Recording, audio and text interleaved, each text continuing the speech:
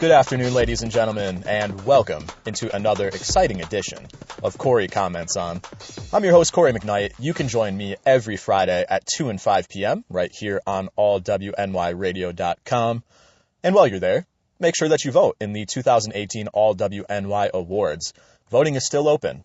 You can vote for all your favorite local music, personalities, your favorite podcast on All WNY Radio.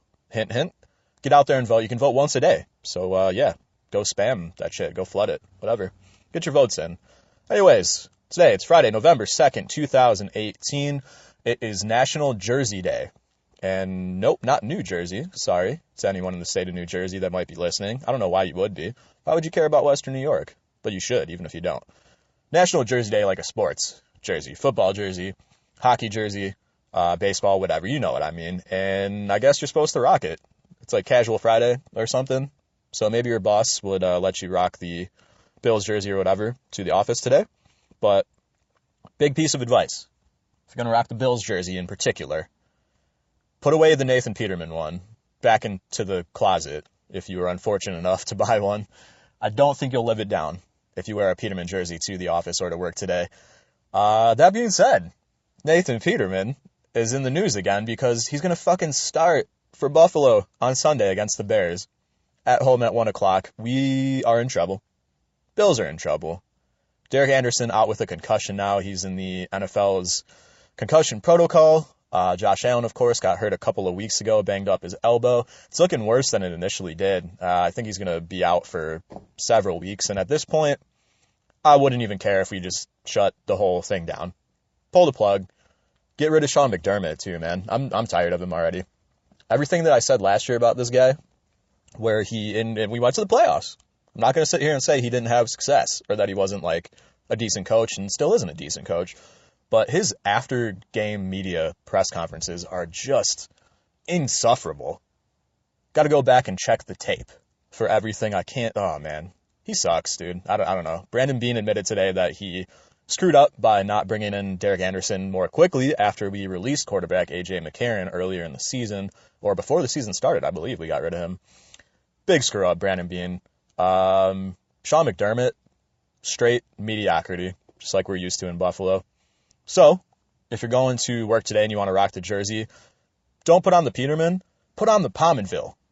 Buffalo Sabres, Jason Pominville. He just played his 1,000th NHL game last night, and he had a goal, which is great, but the Sabres lost, which is not great.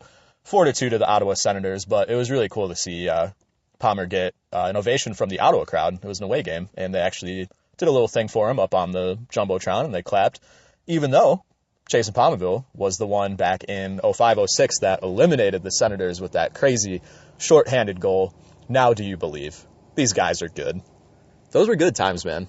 Fuck, I wish we could go back to that. And we will, because the team looks a little better this year. There's been a lot to be excited about. There's been some to be a little disappointed about, but that's really, you're going to expect that with any team, really, unless you're a Patriots or Red Sox fan, and you just fucking win everything. God. What's it like being a New England sports fan? Tell me.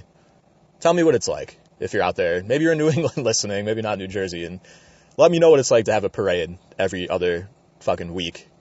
We've never had one. It would be so sick. The whole city would probably burn down, but I wouldn't care. We need a Buffalo championship, neither football or hockey.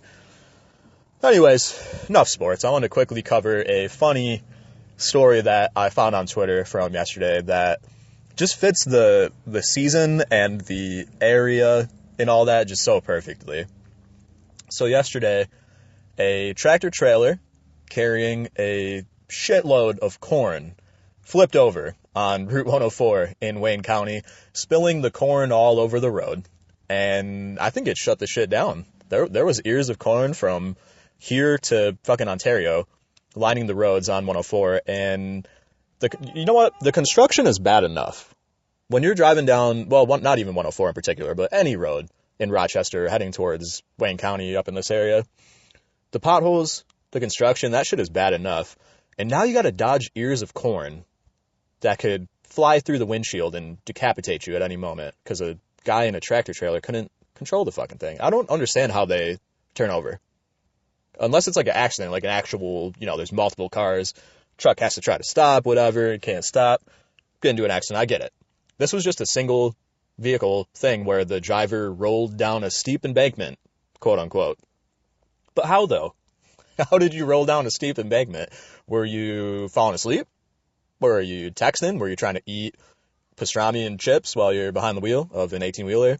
There's got to be more to the story than this. This guy just flipped over a corn truck.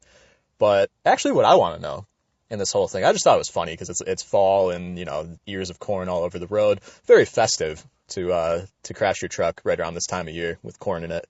But what I want to know is what happens to all the corn? Where does it go? Does anybody get to enjoy the thousands of pounds of corn that were spilled out onto the roadways on Route 104? I hope so. I hope it doesn't all go to waste. It probably just gets like burned in a giant trash fire, I'm sure. But I think that's how we get rid of all our garbage around here, really. Just burn it. So yeah, corn on the roads.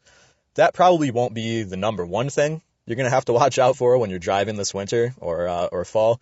But yeah, watch out for the corn. You're probably going to have to watch out for ice, snow, sleet, rain, hail, slippery roads, and terrible, terrible winter drivers. People suck at driving when it's warm out, too. Not everybody. Some people do. When it's cold out and the roads are slick and there's whatever, snow coming down, I feel like the percentage of people that suck at driving, like, doubles. Gotta pay attention, people. Slow down. If you're carrying a load of corn, don't flip it over on the road. Might shut down 104. I wish I was there. I would have picked up some corn. There's fucking free corn everywhere.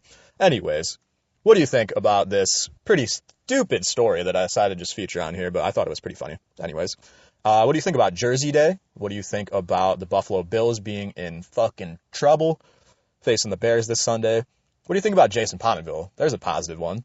Give me your thoughts on Jason Pominville's 1,000th game in his career, because he's an awesome guy. What a guy. Hopefully we retire his number someday. I'm pretty sure we will. But anyways, if you want to chime in on any of these topics, hit me up on Twitter at allwnycory, and we can talk about it.